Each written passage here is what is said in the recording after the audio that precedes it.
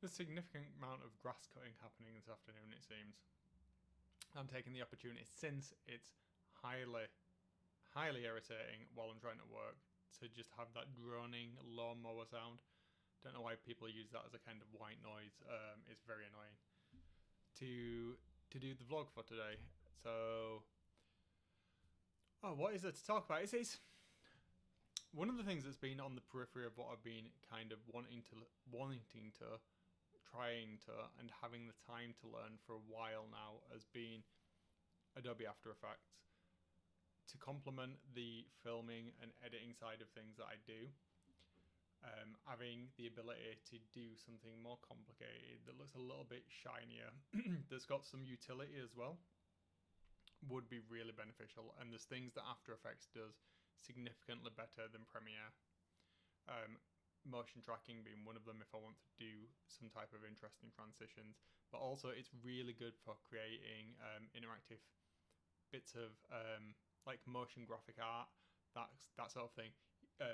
The kinds of assets that you would want to reinforce an illustrative point inside of a video. So if I was doing a tutorial on the hobby channel, for example, like I did with the Kill Team ones a while back, having something to demonstrate rules or ideas that I can create bespoke with my own branding, with my own look and feel, that works for me, that's end to end me. I've not taken anybody else's assets from anywhere else, would be really beneficial. And obviously it does help me in my day job as well. That's something where at the moment we don't have a great deal of skill in that area internally, and the resource, can talk about people's resources. The resource that I did have lied basically, and they can't. So it's beneficial on a number of fronts. So I've spent a little bit of time today learning some more After Effects, and I've been putting a significant amount of. No, that's not true. I've been putting some of my own time in to learning as well. And this week I feel like I've reached a tipping point in my use and understanding of certain key concepts, features, tools inside the application. So that's been really, really good. I've created a suite of transitions that are sympathetic towards my hobby brand identity. Those will be used as track mats, transition templates, and such across that content, and they'll be used as part of the streaming as well. So that's really good, and I've built those completely from scratch, which again is something that I've never been able to do before, and I'm really happy with how they've turned out.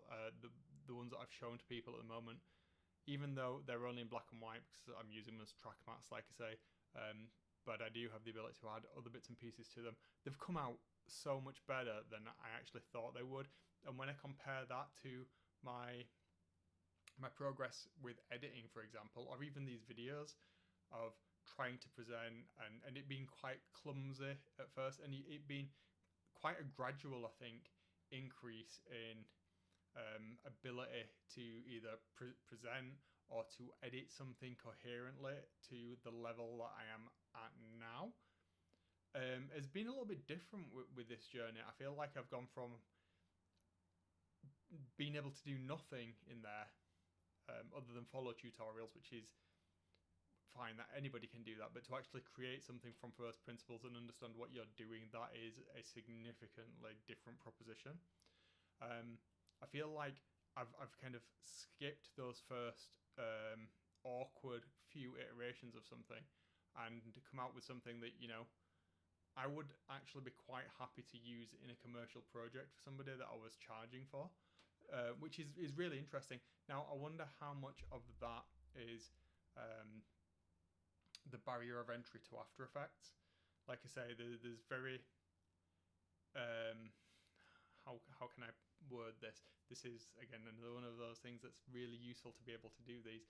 So I think with After Effects, just following a tutorial to be able to get an output, if you Google for how to do a thing, create a visualization for an audio file, you can do that quite simply, and there's inbuilt functions to do that as well. Just following that tutorial, fine. But to know how to do that inherently and to be able to make that something that fits in with the larger project is quite a significant leap.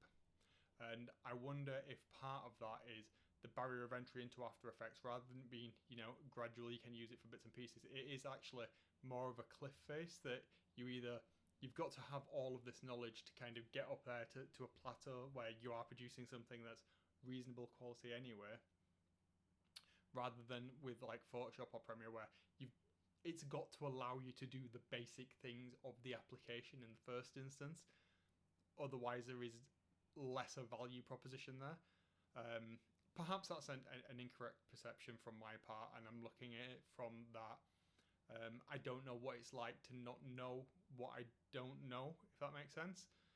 Almost like when you're trying to teach a concept to somebody that you feel is inherently simple, but you've got all that tacit knowledge that you've built up over time. Perhaps some of that has come with me from one application to another, and that barrier is then diminished a little bit for me. But I do feel like with After Effects, because there's no specific use case for it, you can use it for a multitude of different things inside of that content production workflow, that it doesn't have that necessary level of onboarding that you would have from something like Photoshop, that just you can use for creating or editing, or a whole slew of uses in between that that has various stages of skill that you can utilize to get those things out and just get something done. So yeah, this has been an interesting one, and it's something that I'm definitely going to continue on with. I'm enjoying it. It's challenging, but it's something that's going to be a slow burn tick over.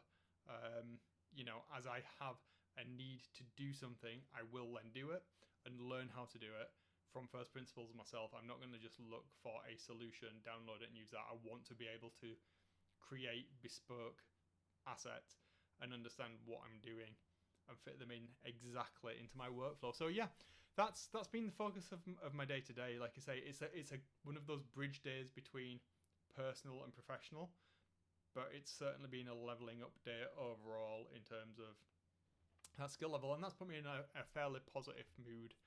I think going into the weekend, that's good, and it's really nice that things are looking better. My father-in-law's hopefully recovering well, so that's a positive as well. That's another thing off my mind that I can just keep an eye on him for a bit.